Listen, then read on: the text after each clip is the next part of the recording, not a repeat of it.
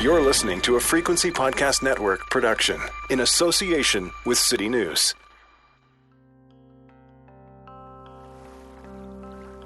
We're just doing our normal patrols we do every season, checking on all the boats and seeing how everyone's doing, make sure everyone has all their safety equipments and complying with all the rules and regulations. That's Adam Nelson. He's talking about the work that he's doing, taking care of Canada's west coast. But he doesn't work for the Coast Guard, or the Mounties, or a local police force. In fact, these waters can go weeks without seeing a single government official. But they are watched over, and they are cared for well. The people taking on this job are Indigenous. They are called coastal guardians.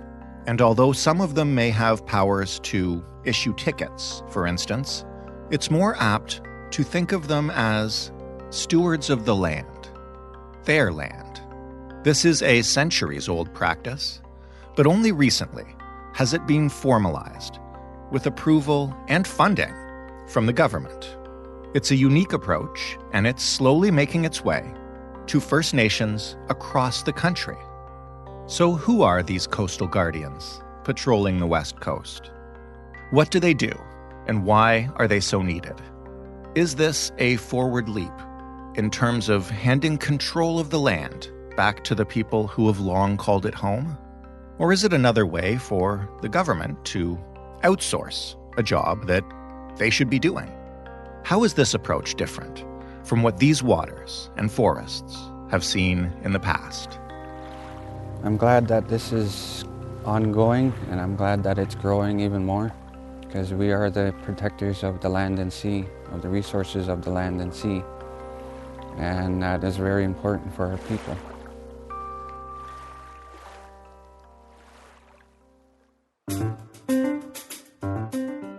I'm Jordan Heath Rawlings. This is The Big Story. Jimmy Thompson is the managing editor of the Capital Daily, but this piece was a freelance effort that he compiled for the Narwhal. Hi, Jimmy. Hello. Maybe you can begin then just by telling us about the origins of Indigenous guardians in general before it became more of a formalized thing. Like, how far does this practice go back? This goes back thousands of years. The formalized version is much more recent, but this is a traditional practice that goes back to, a lot longer than we have records for. One form of record, though, is if you look at totem poles on the West Coast, there are watchmen depicted on those. Now, I spoke with a Haida elder named Gujau, and he talked to me about the origin of these guardians. Before contact times, watchmen were literally that. They were people who would watch the water for invaders or for returning parties or for just kind of gathering intelligence about the land and the water around them. And today, as it's more formalized, first of all, who does this job and what exactly is the practice? We're going to get into, all the details of the individual things they do, but what's the goal? The goal is to be the eyes and the ears of the First Nations that they work for. So that can mean driving out onto the land on a 4x4 or a skidoo. It could mean piloting a boat out into the nearby waters. It could mean patrolling by foot. And when they're out there, they're projecting the sovereignty of their First Nation. So that could mean a lot of things, of course. That could mean taking scientific samples or telling tourists that, this is the nation's territory that they're on and please respect it. It could mean finding illegally placed crab traps. Any kind of thing that you might imagine a park ranger doing, that's basically what the Guardians will be doing. We'll talk about the practice and how far it's spread and where it exists all over Canada. But first, for your piece, who did you spend the most time with? And, why did they tell you that they do this work and what their goals are? For this piece, I was able to go to Oakino territory. Originally, I had intended and hoped to go to 3 First Nations on the coast: Heiltsuk, Kitasoo-Hehes, and Oakino. Those are all sort of close together on the central coast of BC. Then the pandemic hit, so I didn't end up being able to go to all 3. I went to just the one, and in Oakino, I spent a lot of time with Adam Nelson and Corey Hanyus. They're both young guys. Corey is, I think he's around 20, and Adam is in his mid-20s. Adam and Corey were incredibly proud of the work that they do. I went out on the boat with them a couple of times, and they're out there sort of chatting with other boats, with fishermen. They're noting down the state of different sites. We spotted some wildlife, and they would mark that down. We visited a couple of cultural sites, and they checked in on those. So they're just kind of checking in on the land, just like a park ranger might do. The reason that they do it, I can't really speak for them, or for especially not for a lot of Guardians, but the reasons that they gave me really had to do with pride and duty. Corey had had this incredible experience where he was a youth in crisis. He was really having a hard time as a teenager, and he went up to Haida, where it all started. And he was on a sort of a youth camp there. And he just fell in love with the Guardians. He was so obsessed with the Guardians, wanted to follow them around and see what they were doing. And they just took him under their wing. And he came back to Owakino just feeling like that was his future. That was his path. And he had this incredible amount of pride, whether it was being out there driving the boat or whether it was collecting garbage for elders and bringing it to the dump. He was happy to be there and just seemed to be glowing with pride at what he was doing. Tell me about the Owakino lands and, where they are. What kind of territory are we talking about here for people outside of BC or even in BC, nowhere near the coast? Yeah, so if you can picture Vancouver Island, it's a long, narrow island that goes up the southern coast of BC. Just off the northern tip of Vancouver Island is Rivers Inlet. It's a long inlet that kind of doglegs up into the coast, and that at the end of that inlet is Owakino. Their territory and their waters extend down that dogleg back out into the ocean. So it's this incredibly beautiful, quite remote First Nation, hemmed in on all sides by mountains. Those mountains were pretty heavily logged. The inlet was very heavily fished by fishing lodges and commercial fisheries. And north of that is the territory of the Heiltsuk, and northwest of that is the territory of the Kitasoo Heiheis. And all of them are in this sort of coastal margin, bog forest, coastal rainforest territory. And it's sort of, if you can picture Vancouver Island and Haida on the coast, they're sort of nestled in between those two places. You've alluded a couple of times now to Indigenous Guardians doing the work that you would normally picture park rangers doing. Mm-hmm. Who else is supposed to be doing this work? Like, where are I guess not park rangers, since this isn't a national park, but the Coast Guard, the people who would normally be patrolling these areas? One of the things that the Guardians do is rescuing people who might have had a mishap on a kayak, or their boat has gotten lost or something like that. And that, of course, as you say, is the kind of work that you might imagine the Coast Guard doing.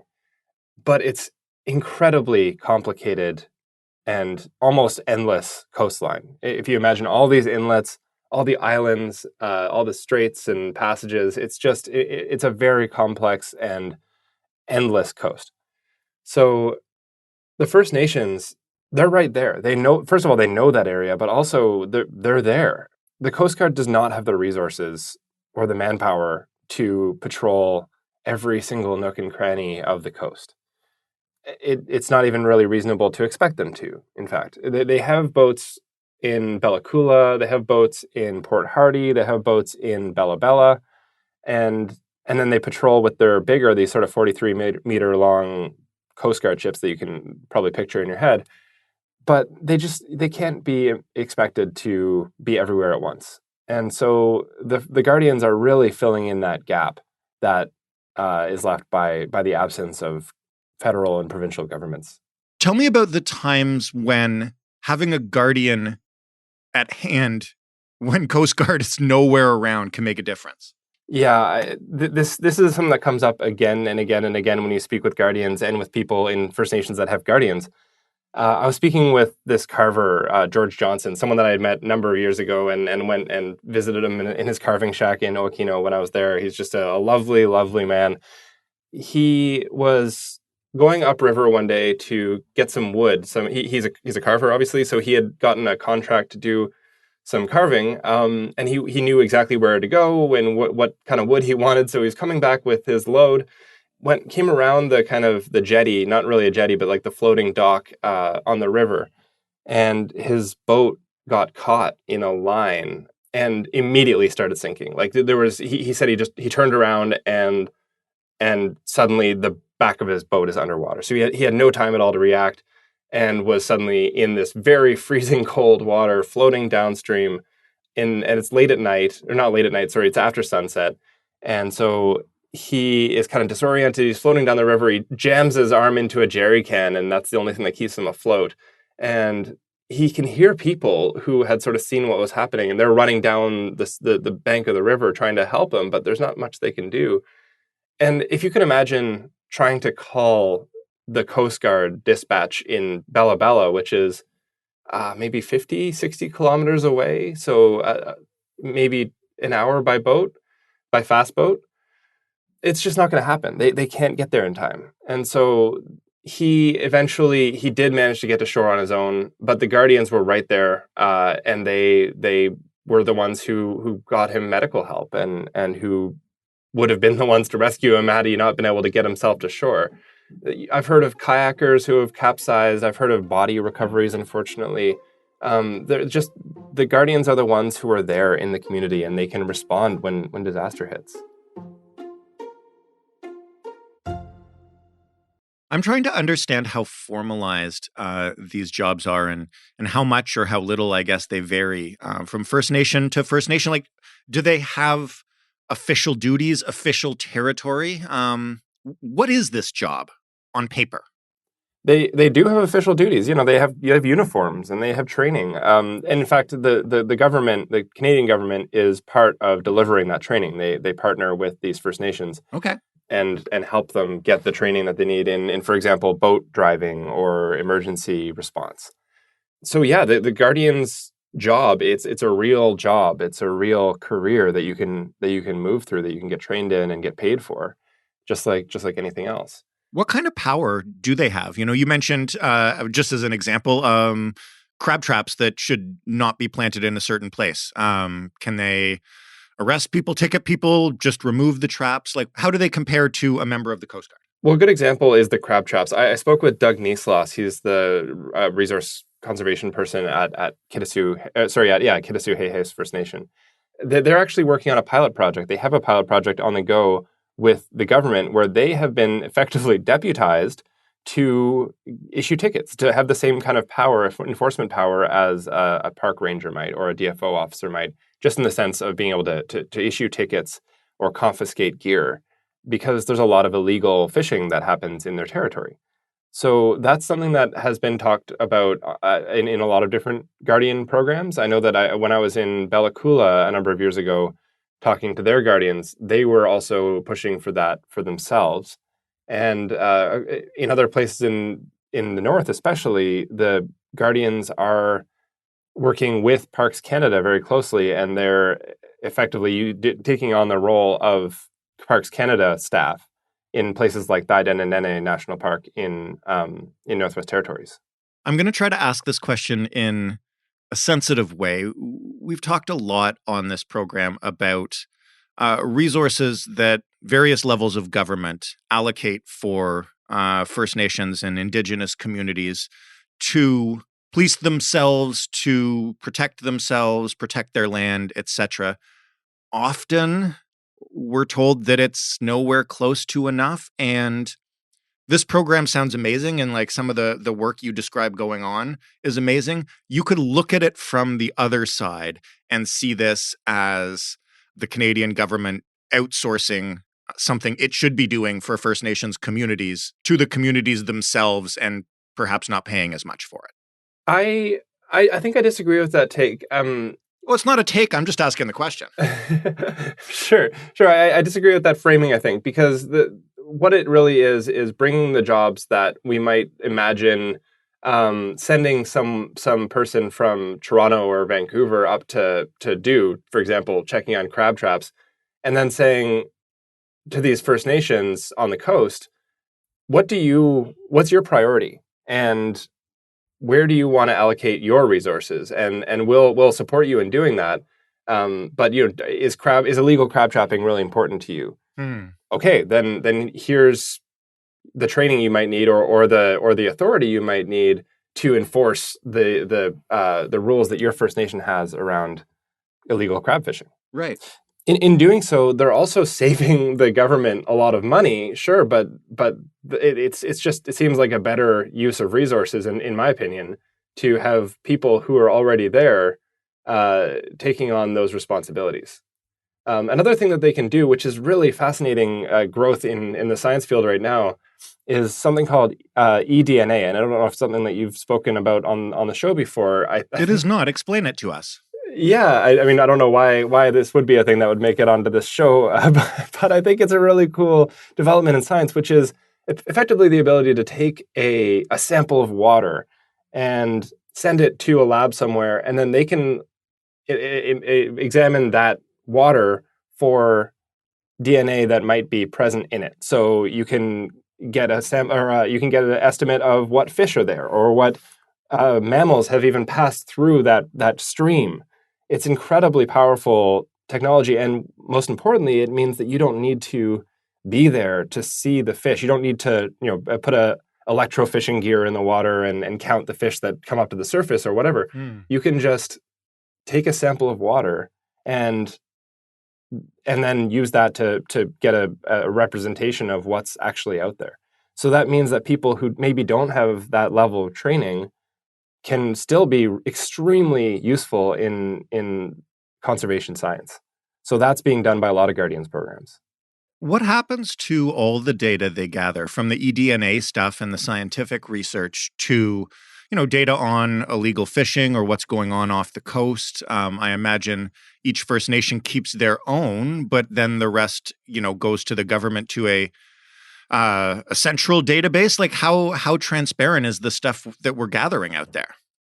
This is all owned by the nations, and some of it is shared between nations and with other organizations through data sharing agreements. So in my case, they gave me their patrol data with a data sharing agreement that basically said, don't share our sensitive sites, sacred sites and things like that.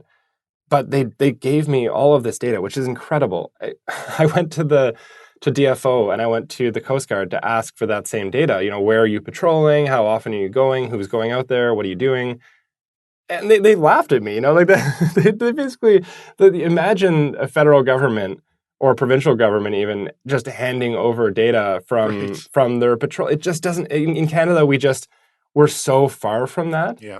Our governments are the exact opposite of that. They're they hold and protect that information so jealously. I mean, they won't even let me talk to someone. I'm in the middle of another story right now where I'm trying to just get someone from DFO to talk to me about changes that they've made to a program. Actually, after reporting that I did, and I was on this show to talk about the Fisheries Observer program. That's still happening, and I want to talk to DFO about it. And they canceled the only interview that they've given me in 2 years. They canceled it 2 hours before it began. So I still have never spoken with anyone from DFO for it. And contrast that with the Guardians, where I asked them for data, and 3 different First Nations all said, yeah, sure. What do you need? How can we work with you? What stuck out to you when you did get that data and look at it without revealing any of the secure sites? What was important in there? It really shows how thorough they are. Every square inch of that territory. I know I don't want to necessarily correlate the patrol area to their land claims or things like that, because that's another area where I think that I could probably get myself in trouble. Right. But they are covering an incredible amount of territory. The Kitasoo-Heiheis First Nation, they covered 8,000 square kilometers of coast, and that's just coast. That's just the people in the boats. The Heiltsuk covered 3,000 square kilometers, and the Oakino, and there's only a few of them, covered about 2,000 square kilometers of their coast. So huge amounts of territory are being covered over the course of a few months by these First Nations.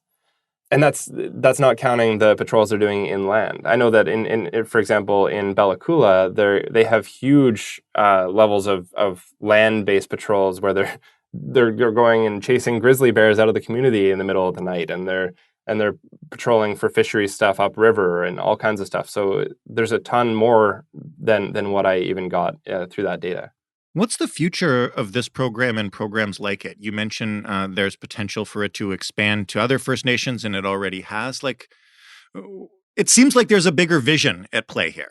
There is, yeah. There are currently about 70 of these programs nationwide, and it's growing all the time. When I was in Northwest Territories in Thaidinanene National Park Reserve, that was one of the first, if not the first, national park that is co-managed by the local First Nation by Guardians. They have a Guardians program that's in Litzel, Northwest Territories, and that program is effectively the front line of monitoring in that park.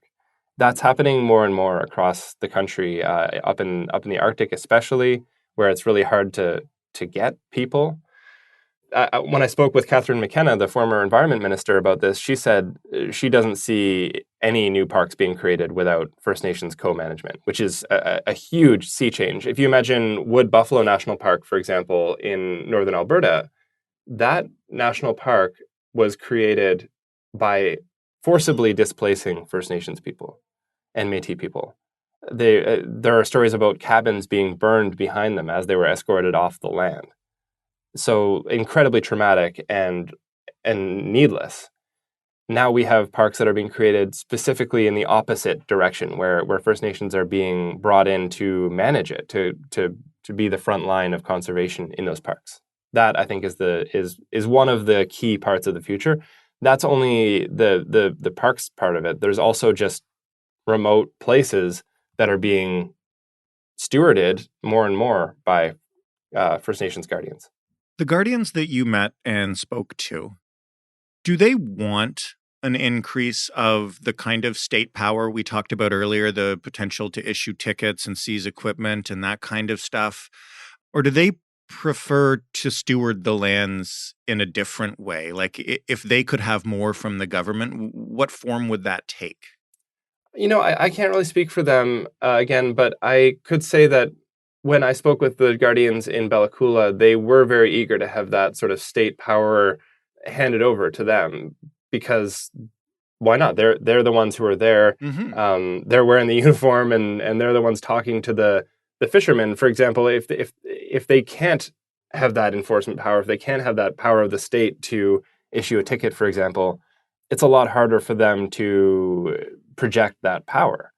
So I think that that's probably the case for a lot of Guardians programs and people in Guardians positions. But I can't really speak for them about what they would want. I know that it probably wouldn't exactly correlate to the way that governments handle their enforcement duties or other sort of stewardship duties out in the territories right now. The last thing I'll ask you is maybe just about philosophy in terms of if there is any difference between how people working as Coast Guards would see the land versus how First Nations guardians or Indigenous guardians would see it. Even if it doesn't necessarily correlate to different kinds of power and methods, how do they approach this job that's different from how the Coast Guard would?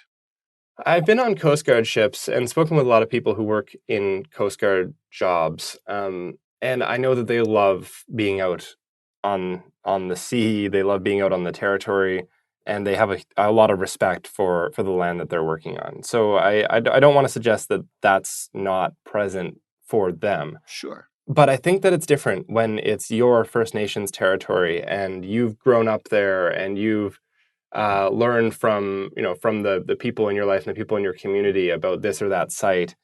And you know that at the end of the day, if the crab stocks are kept healthy, then your kids and grandkids will be able to will be able to feed themselves from that land.